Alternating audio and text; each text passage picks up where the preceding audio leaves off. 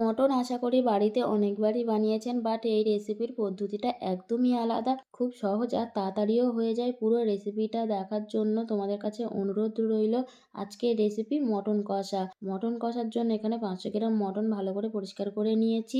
আর এখানে রেসিপিটা বানানোর জন্য সর্ষের তেল ব্যবহার করেছি। তেলটা গরম হয়ে গেলে দিয়ে দিচ্ছি 3টে ফাটানো এলাচ আর গরম তেলে দিয়ে দিচ্ছি মটনগুলো। এইভাবে মটন রান্না করলে কিন্তু মটনের গন্ধটা কেটে যায়, গন্ধ থাকে না। মটনগুলো আমি হালকা করে নেড়েচেড়ে ভেজে নিচ্ছি। দিয়ে দিচ্ছি গোটা তেজপাতা, শুকনো লঙ্কা, কিছুটা পরিমাণে কাঁচা পেঁয়াজ, কাঁচা লঙ্কা, আদা ও রসুন পেস্ট। যতক্ষণ না রসুনটা ভাজা ভাজা হচ্ছে মটনটাকে ভালো করে কষিয়ে নিচ্ছি।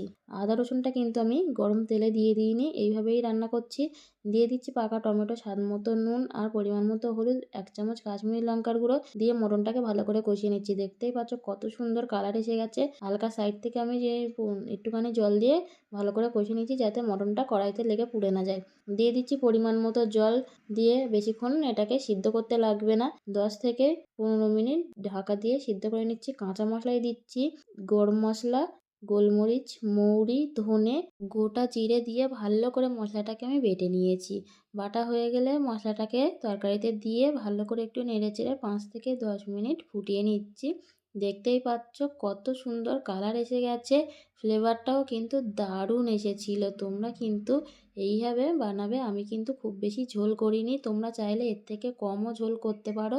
টিপস অ্যান্ড টিপস বাড়িতে মেনে এইভাবে মটন কষা বাড়িতে করে দেখবেন। ছোট থেকে বড় বয়স্ক সবাই কিন্তু খেতে পারবে। কত সুন্দর নরম তুলতুলে হয়েছে। ভালো লাগলে সাবস্ক্রাইব করতে ভুলো না কিন্তু।